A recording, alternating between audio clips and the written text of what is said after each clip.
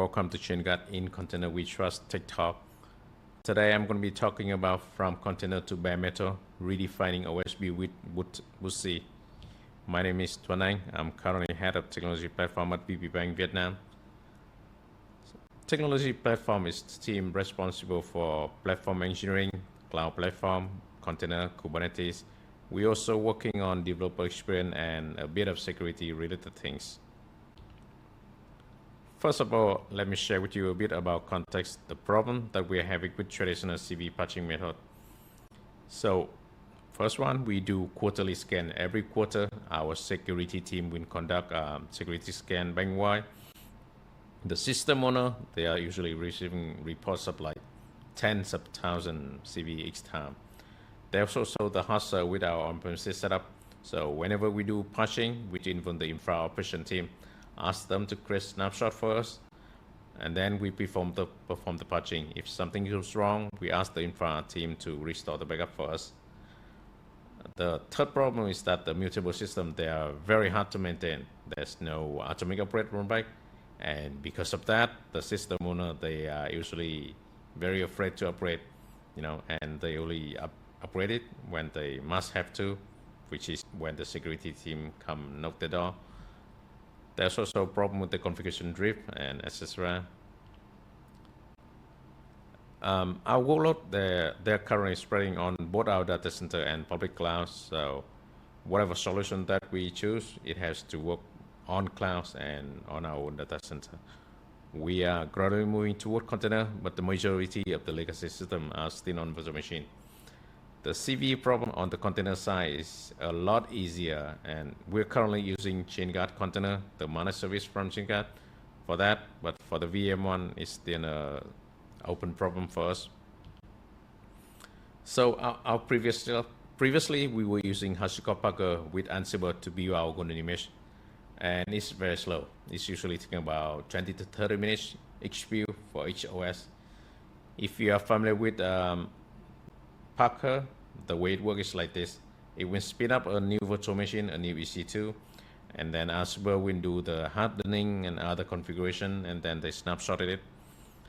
And it's very hard to extend. You have to be familiar with Ansible, and the pilot is not exactly easy.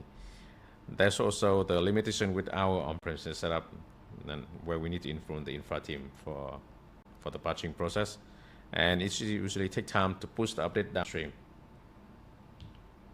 So we set the goal, we want to fix this problem once and for all. So the ultimate goal we want to achieve is to eliminate the need for involving infra team.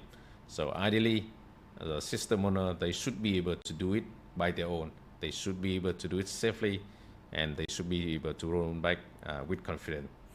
We prefer to continue with Red Hat if possible, and we prefer to build a minimum image and extend from there. The very same principle that we have with the container image. It should be easy to roll back. It should build faster so that we can review more often, maybe even daily. And we would like to be able to push new update downstream as soon as possible, maybe even automate it. So bootable container to the rescue. It's a new technology that allows the OCI container to encompass a complete operating system. The OCI container that you usually know about, they consist of the base image and your application on top of it. There's usually no kernel, no bootloader, so that you can boot it. You can use it on bare metal. But the bootable container is a new one that encompasses the whole thing, the complete operating system.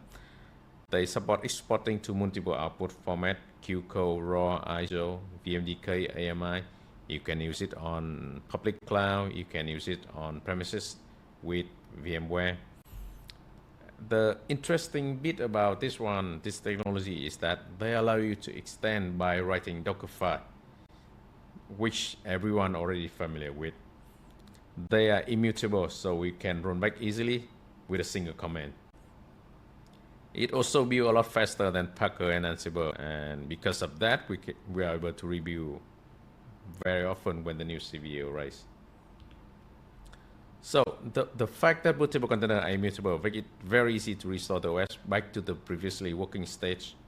So if you want to update, you do bootc switch and then your image name. And if you want to roll back, you type in bootc roll back, right? So the way it works is just like, imagine they are trying to swap the operating system for you underneath. Red Hat also provide a bootc fetch apply update service if you want to enable auto update if you want. So how do you get started from there? It's very easy. Just Dockerfile, as in the image that we have in here. And what you have to do is just you change the base image to a bootable container image variant. In our case, we change it to the Red Hat version. You can build your own too if you want. And the rest of that file is they are typical Dockerfile instruction. Very easy. So the process before and after we adopt bootable container. So the parsing process is a lot easier. We don't have to info processing team anymore. The system owner, they can just use the bootc CLI to operate it manually if they want. And if something goes wrong, they can just type in bootc rollback. We can even automate update it if we want. The parsing frequency is a lot more frequent.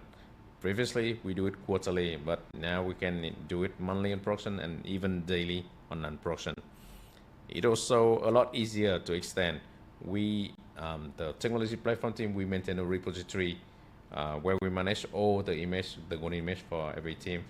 If they want to create a new variant, they just have to open a merge request, create a new folder, add their own Dockerfile, and then maybe even extend from our minimum one, and our pipeline will pick it up from there. Very easy. There are a few things to keep in mind as well, because you're trending from mutable OS to the immutable one. So etc, they contain mutable persistent state by default. So usually in etc they have like small configuration file you have there. Another part that also persists by default is var, because remember var may have like arbitrary lost data. For example, if you progress, right, progress data usually stay in valid progress.